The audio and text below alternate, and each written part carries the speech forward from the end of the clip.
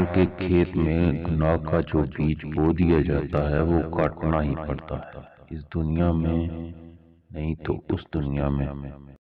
دنیا کا مال تو چھوڑنا ہی پڑے گا، سمجھدار وہ ہے جو آخرت کا مال جمع کرے، اپنے ٹھیک ہونے کا دکھاوا کرے۔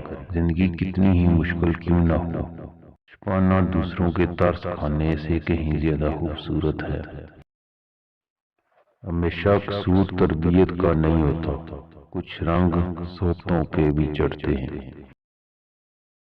اگر کھوٹے سکے سے کچھ خریدنا ناممکن ہے تو نیتوں میں کھوٹ رکھ کر فلاح پانا بھی ناممکن ہی ہے۔ دستبردار ہونا کتنا مشکل اور تکلیف دہ بات ہے، پھر چاہے بات رشتوں سے دستبردار ہونے کی ہو، محبتوں سے یا پھر خواہشوں سے۔ ٹھیک وقت پر پیے ہوئے کڑوے گھونٹ زندگی کو میٹھا بنا دیتے ہیں۔ کتنی ہمت ہوتی ہے سننے والوں میں، کتنا اختیار ہوتا ہے بولنے والوں میں، کتنی بے بسی ہوتی ہے سہنے والوں میں۔ ذمہ داریوں کے ہجوم میں جو چیز سب سے پہلے گم ہوتی ہے وہ انسان کی اپنی شخصیت ہوتی ہے۔ کسی بھی شخص کا دوسرا چہرہ تلاش کرنے کی کوشش نہ کریں، تمہارے لیے یہی کافی ہے کہ اس نے تمہارا احترام کیا اور اپنا بہتر چہرہ تمہارے سامنے پیش کیا۔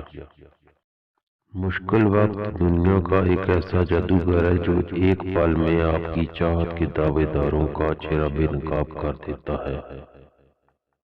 زندگی بہت عجیب ہے، ہم کسی بھی چیز کے بغیر آتے ہیں، پھر ہم ہر چیز کے لیے لڑتے ہیں، پھر ہم ہر چیز چھوڑ کر بغیر کسی چیز کے رخصت ہو جاتے ہیں۔ اچھی زندگی گزارنی ہے تو سب سے اچھے اخلاق سے پیش آئیں۔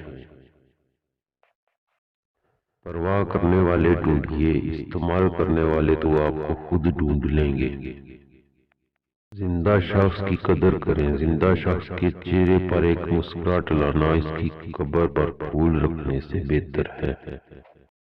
خواہشات کا گھوڑا بے لگام ہو جائے تو اپنے ہی سوار کو گرا کر پیروں تلے رون دیتا ہے۔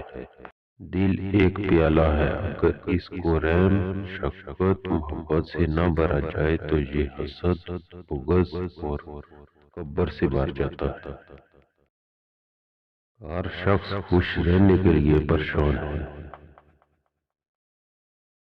جس میں عقل کی کمی ہوتی ہے وہی زیادہ تکبر کرتا ہے۔ جینے کی خواہش ہے تو اچھے انسان بن کر جیو۔